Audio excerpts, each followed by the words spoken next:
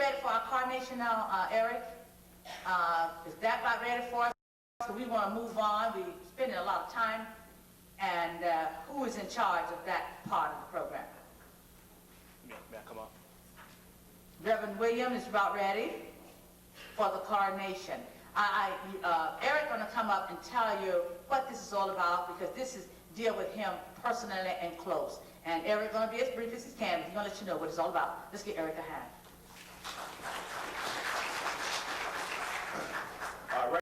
Right now, Reverend Williams is in the process of changing from his slave attire back into his regular suit.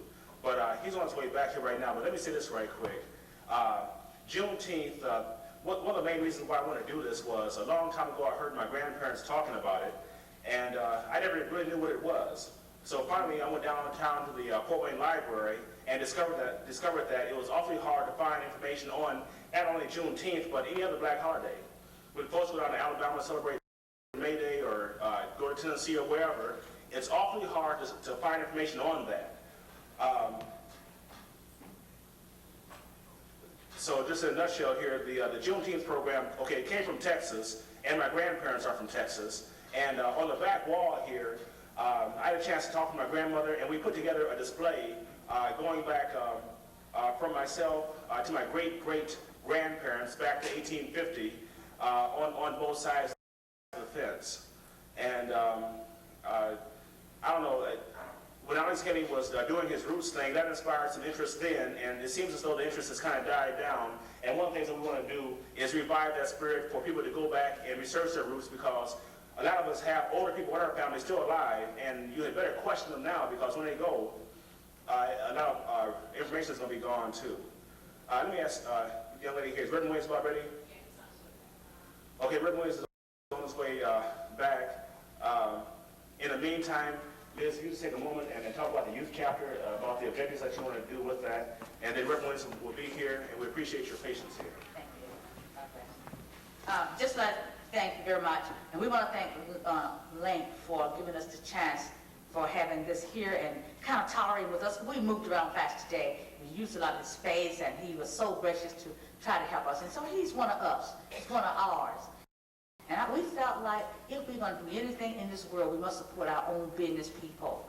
We must do that. And if we do that long enough, they'll be in position to hire girls in all kind of uniforms and have all the best equipment and everything else, because the other man had to start somewhere.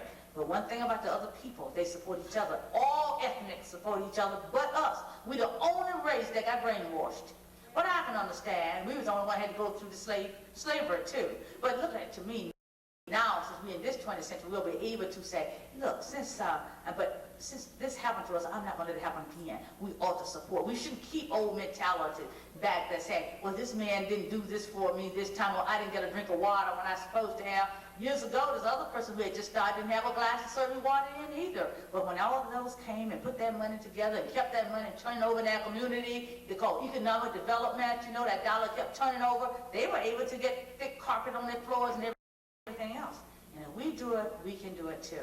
Now, we do have some youth here, and we are so proud of Theresa from Terre Haute, Indiana. Theresa, is she still here with us? Anybody know? They had to motor, I guess, back. But Theresa's over our youth department in our state, and Ben Hookson said there is no branch necessary if you don't have a youth council. So we asking those branches who don't have their youth council activated to go back into your city and get those kids. You get your kids, your grandchildren, your nieces, your next door neighbors, organize a youth chapter. Because when you pass on, you want to pass the legacy on of NAACP and what it stood for. But if you don't do that, we're going to be a dying breed. Reverend Williams alluded that to you here today.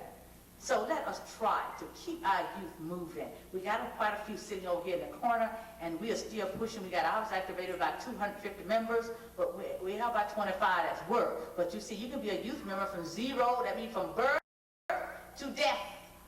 The clans of when a baby is born into the world, that's why they outnumbered us. They got over 1 million clans. They said when a baby is born into the world, he or she become a member of the Ku Klux Klan. The only way he get out, he had to graduate out on his own merit. And most times they don't let him out. But we don't even put our kids in there. Our kids don't know what NAACP is. One came to me and said, hey, Liz, what is NAACP? And what is that song you guys sing about the name of our song? God About Where He Is. What the name of the song? Lift every voice and sing. I don't like the song. They should love it. Because they said we have come over a way that with tears has been watered. If you read the history of blacks, our way been watered with tears, dead man's body. The first 30 years of our organization, the first 30 years, all we've done, we didn't ask for no seats on the bus, we didn't ask for no education in that school system, we didn't ask for no jobs, we didn't ask for nothing but let us live. We worked 30 years, the NAACP, just to keep black men from being hung, just to keep them from lynching us. Read your history. And now, since we are 79 years old, that's 30 from 79, how many years is that? Then we start asking for education and all the other little goodies. But we first had to live. I want to place where we're waiting because our time is far spent.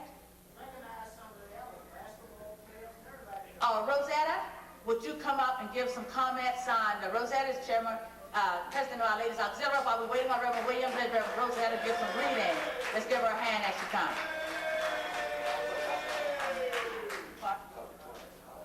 Okay, I'll recognize him. I didn't even see him back there. Come on up, Rosetta. Pardon?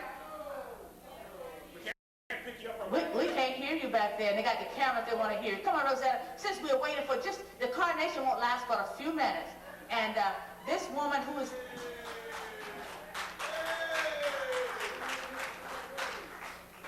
While Rosetta's coming, Walter Jordan, will you make your way toward this way? Walter is over our Parade of Stars. He's a charitable young man, and he is doing a fantastic job. This coronation we're talking about, that's Eric's grandparents. They were one of the first presidents of the local branch of NAACP. Rosetta Minnefield, president of the state Ladies Auxiliary. Give her a hand. Thank you, Liz. I'm going to be very brief. I would just like to also commend Liz. I feel this is one of the best state board meetings that we've had, one of the most educational, and I think she deserves a round of applause. And I'm always ready to praise our ladies. I think the Fort Wayne Auxiliary has done a fantastic job.